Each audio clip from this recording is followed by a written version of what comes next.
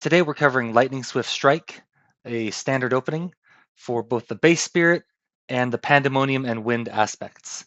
The same opening can be used for any of these three variations of the spirit.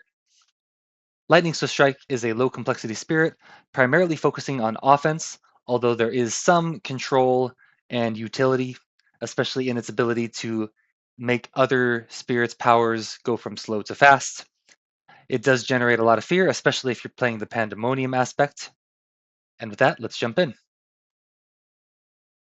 Here, I just want to point out that the aspects of the spirit do use slightly different elements. So the cards you're going for might vary depending on which aspect of the spirit you are playing. So the standard opening is on turn 1, you play G2, and you're going to play 2 presents from the top track, and you play no cards. So the first turn you are underplaying, but this is going to set you up for success in the long run. On turn 2, you're going to play G2 again, this time placing 2 presents from the bottom track, and then the 3 cards that you're going to play will be enough to give you the first level of the innate. In this case, with the base spirit, will destroy 1 town. So those 3 cards that you'll be playing are Shatter, Homesteads, Lightning's Boon, and Harbingers of the Lightning.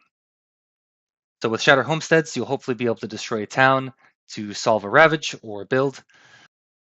With Lightning's Boon, you'll be able to play it on an ally and allow them to make 2 of their powers fast.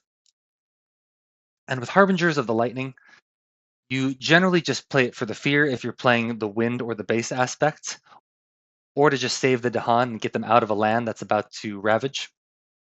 But this is more useful with the pandemonium aspect, because with that, you're able to push them in and set them up for a counterattack. On turn 3, you're going to go G1, reclaim your cards, gain an energy, and gain a minor power card. Now, it's important that you go for one with a fire element. Ideally, it's going to cost 0 energy.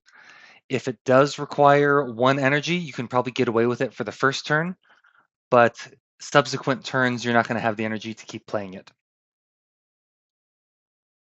Here's some examples of some of the cards that you might be looking for, and you can see what most of these have in common is a combination of fire, wind, air, water, moon, wind if you're playing the pandemonium aspect, and there's a couple cards that have fire, water, although there aren't that many. So here's an example of what your turn 3 cards are going to look like.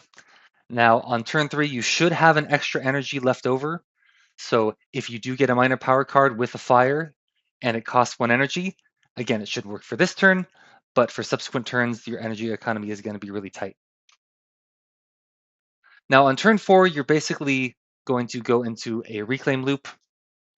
Every turn, you're going to be looking for cards with your elements, and it depends on which aspects you're playing. It could be fire, air, and water, or it could be fire, air, and moon if you're playing pandemonium.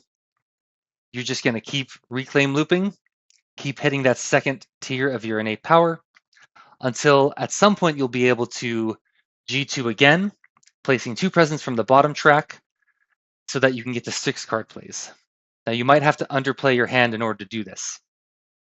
So just as an example, once you've gotten the 6 card plays, you could play something that looks like this, and that will allow you to max your innate, being able to clear entire lands. Now, what are some force multipliers for the spirit? Energy. The energy economy is very tight. You're only going to be making 3 energy per turn while you're in the reclaim loop. That's 2 from your energy track and 1 energy from G1. And the other thing that's really going to help the spirit is extra card draws. So if other spirits are able to enable Lightning Swift Strike to draw extra cards, that helps them get out of the reclaim loop faster and get to those 6 card plays even sooner. Now, one thing I mentioned earlier, but is really important, I really like the pandemonium aspect. It generates a lot of fear and it makes this card more useful. Now, this allows you to strife the invaders that are about to ravage and then push Dahan into the land where they're about to ravage to set up a nice counterattack. And in the reclaim loop, you can do this every turn. And there are plenty of other cards that offer additional Dahan movement that also have the elements that you're looking for. To summarize, here's the standard opening that I like to use for Lightning Swift Strike. This can be played equally with base, pandemonium, and wind aspects, although the cards that you go for will vary slightly depending on the elements that you're after. I hope this helps, and good luck defending the island.